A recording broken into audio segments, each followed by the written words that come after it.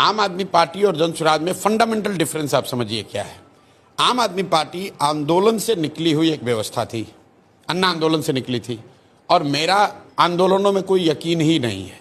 मैं कैमरे पे कहता हूँ, मैं आंदोलन और क्रांति में बिलीफ नहीं करता हूँ, क्योंकि ह्यूमन हिस्ट्री को अगर आप पढ़ेंगे तो फ्रेंच रेवोल्यूशन को अगर आप अपवाद के तौर पर हटा दें तो किसी भी क्रांति से समाज का बहुत बड़ा सृजनात्मक काम नहीं हुआ है। क्रांति और आंदोलन को हम लोग कभी कभी ऐसा समझते हैं कि इससे सुधार होगा, नहीं। क्रांति और आंदोलन समाज में किसी व्यवस्था को हटा सकता है, किसी को पद से हटा सकता है, सल्तनत को उखाड़ सकता है, वो नई व्यवस्था नहीं बना सकता है।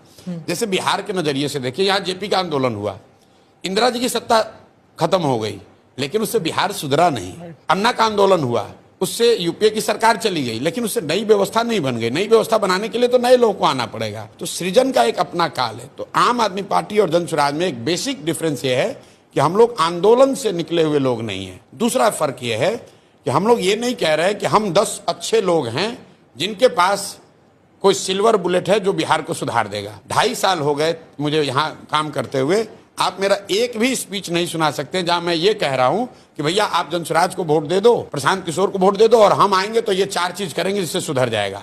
हम ये उल्टी बात कह रहे हैं कि भाई 1 प्रशांत किशोर आए या 10 प्रशांत किशोर आए, सुधार तब तक नहीं होगा जब तक बिहार के लोग नहीं सुधरेंगे। दोनों में फर्क है।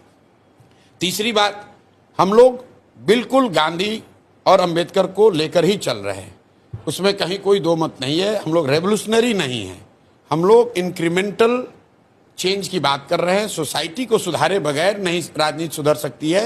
ये मेरा अपना 10 साल का अनुभव है, जो मैंने गांधी को पढ़ा समझा है, उसको ग्रासरूट पर इंप्लीमेंट करने की कोशिश कर रहे हैं। इसलिए आम आदमी पार्टी से कोई तुलना इसकी नहीं।